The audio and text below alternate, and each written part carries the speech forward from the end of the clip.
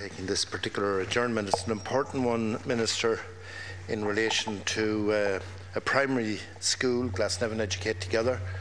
As you no doubt are aware, it's a school that was established almost 10 years ago in 2002 in the Glasnevin area. And like a lot of schools that have been formed throughout the country, they may not have been given recognition and they may not have been given premises.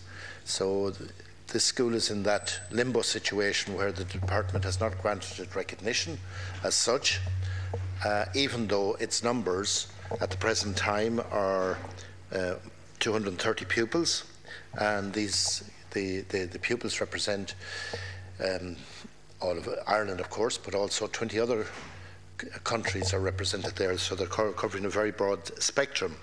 And they have a whopping 768 children at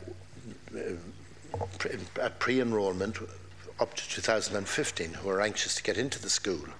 Yet for almost a decade the government has not seen fit to give it recognition, and secondly it has not seen fit to do anything about the accommodation.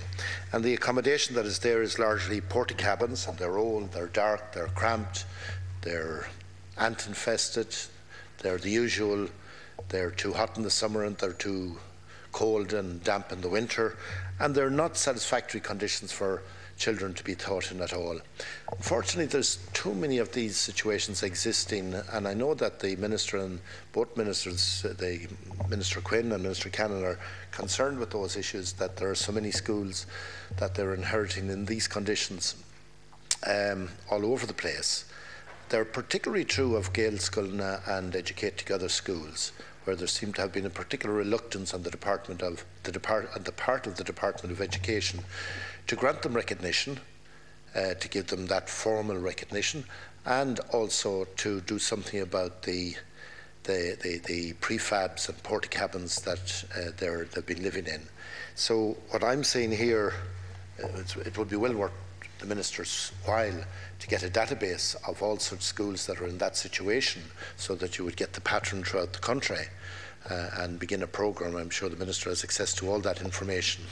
But in particular here this evening, it's a situation where we have one particular school waiting for that recognition for that period of time, a school that is totally unsuitable, substandard for children to be educated in this day and age. Indeed, in any day and age, those would be substandard conditions.